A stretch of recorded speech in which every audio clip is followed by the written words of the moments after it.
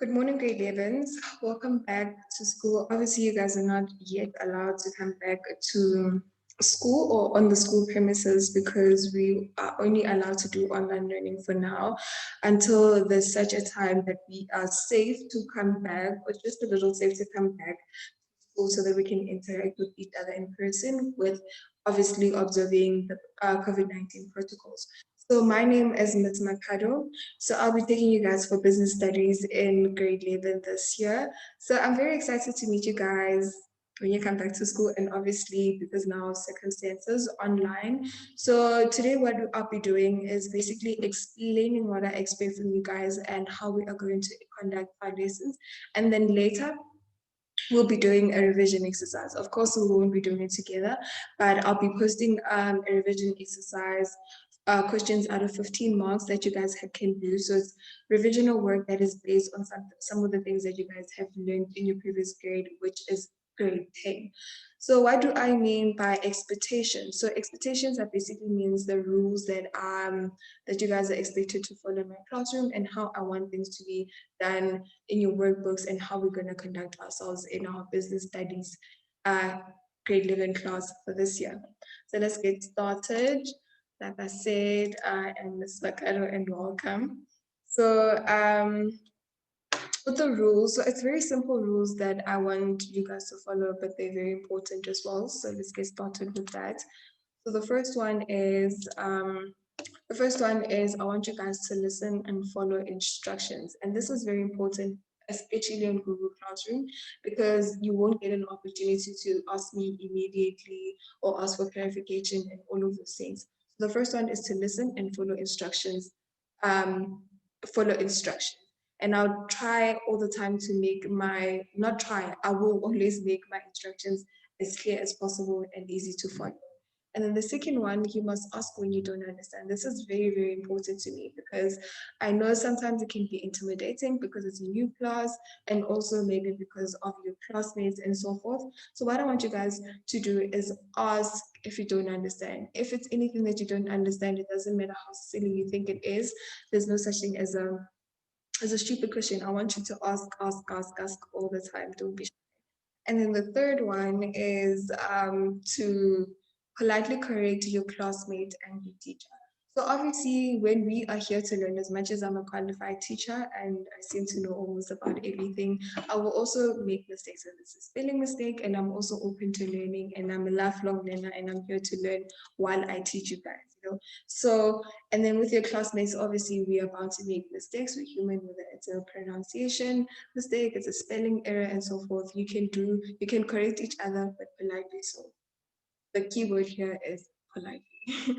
And then the third one, I'd like to believe that my classroom is a safe space for everyone, myself and the learners. So I will not tolerate any bullying of any kind. So no bullying.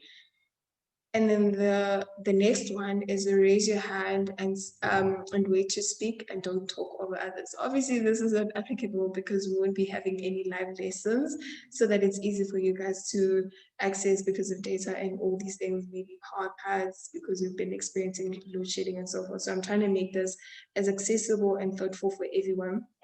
So this is not applicable, but if you're in class, you'd have to raise your hand and wait to speak or talk over others. And then it also applies here. If we were to interact, you give each other an opportunity to interact without disrupting the next person.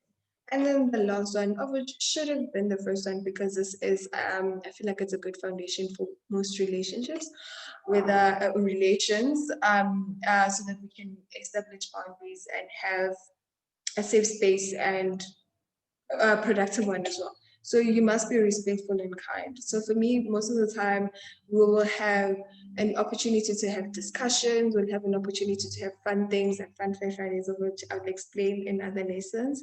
So what I expect for you guys is to be kind and respectful because it makes it pleasant for other people to be in your presence. And more than anything, for me as a teacher, it makes it very, very pleasant to teach you guys. There's nothing as nice as teaching respectful and kind individuals.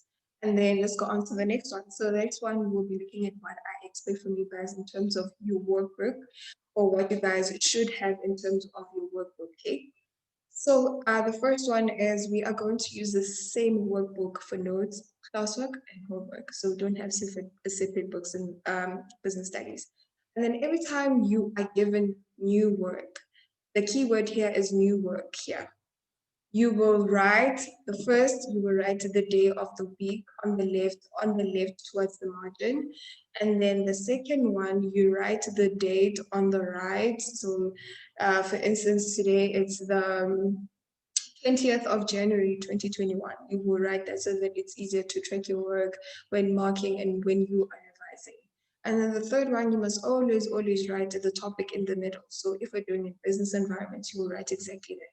If we're doing revision, you write revision, business environment, so that it's easier for you to track your work and more than anything to understand what you're doing in class. Because sometimes you write work, you don't even know what topic it falls under, and classifying your work will make things so much easier for you and everyone.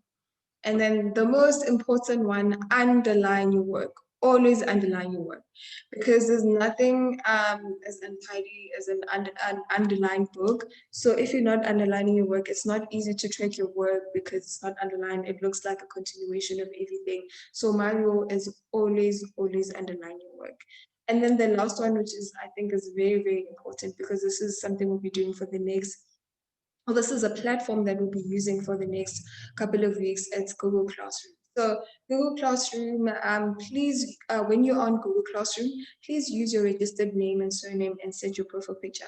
So your name, using your name and surname, your registered name and surname, other the name on your name badge, the name that your parents use to register you, or the name at the back of your timetable. Use that to to register on a Google Classroom. Use that as your name so that it's easy for me to identify you and link it to your work. And then setting your profile picture, I figured this would be an easier way for us to interact or identify each other, or put a face behind basically the Gmail account or the name, and then it'll be easier for me to interact and get to know you better, basically, as you guys can see. And it's an easier way of getting to know each other without the mask. Because as soon as you come back to school, you'll be expected to put on your mask and so forth.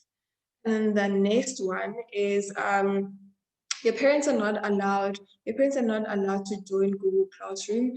You can only join once because of the limited number of participants, right?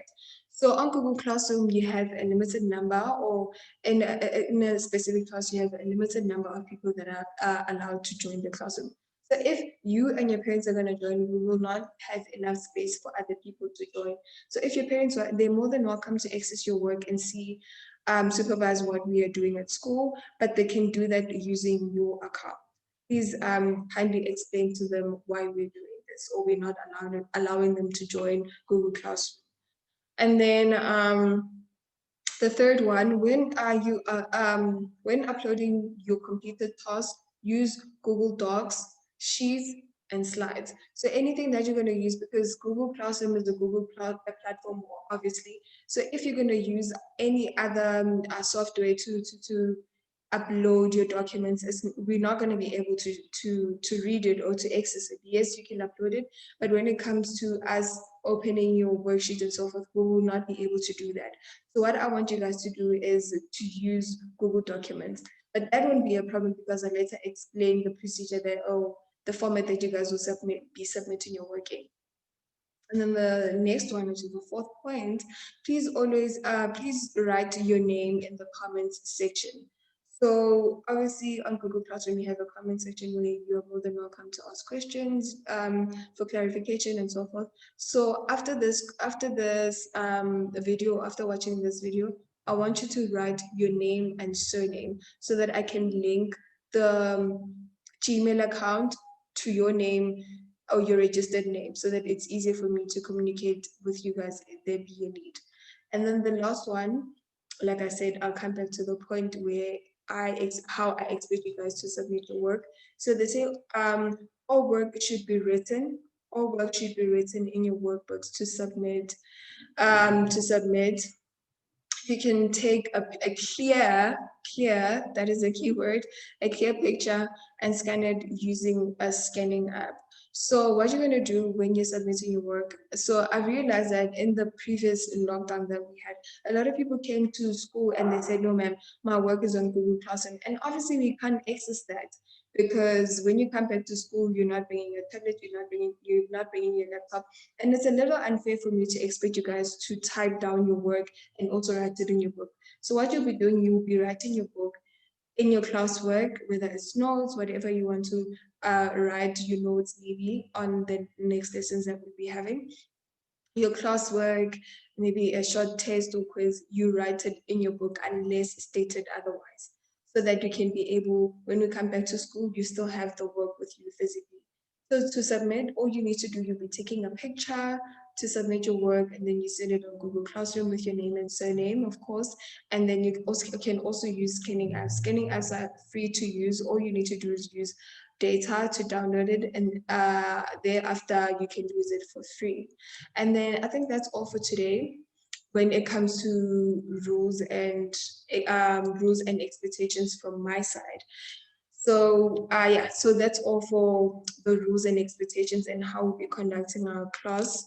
So what we'll be doing, like I said, we have a revision exercise. So you're gonna go on Google Classroom. I will post a document that has your revision questions. So the revision is quite easy, it's nothing to stress about.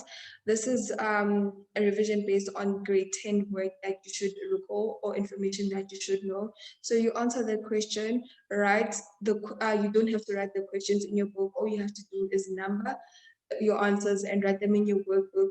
Take a picture or scan it and then send it on Google Classroom. So obviously today it's Wednesday. This is due on Thursday.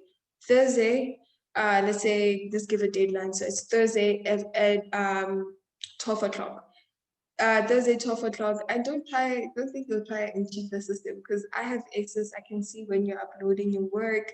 I can see if if it wasn't submitted and so forth. I hope you guys still enjoying the somehow extended holidays and keep studying, stay positive. All of this will end in no time, or things will get better. And yeah, I know that you guys can do it more than anything. Thank you.